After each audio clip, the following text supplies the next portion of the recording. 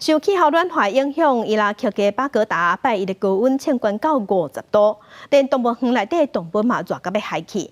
尤其是对较悬所在来嘅西伯利亚虎，这款天气根本制止袂掉。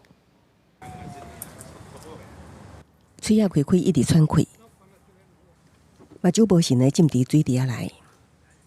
西伯利亚虎原本是住伫俄罗斯远东地区，气温会当达到摄氏零下20外度的寒冷环境。也毋过即马煞被迫住伫全球上热的城市之一伊拉克首都巴格达，拜一气温甚至到摄氏50度，互即寡寒带动物特别挡袂了。这是伊拉克唯一一个官方动物园——巴格达动物园。园区的围栏也是人啊，多数拢是伫1970年代初期建造，大多数是户外围栏，专门为会当适应烧热天气的动物所设计，并无任何设备是针对寒带动物。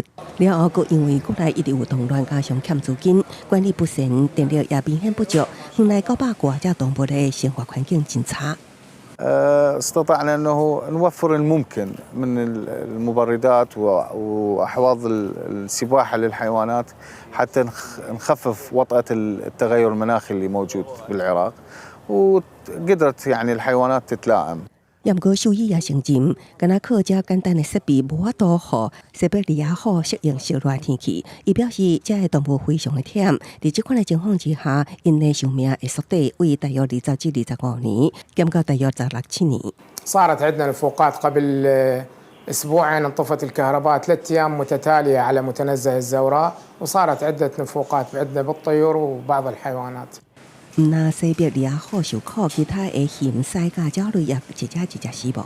那天气烧热，互出门游客减少，动物园无啥人去，员工煞爱伫高温之下工作，因的会期大约只有5000块台票。甲园内动物共款，处伫真歹环境。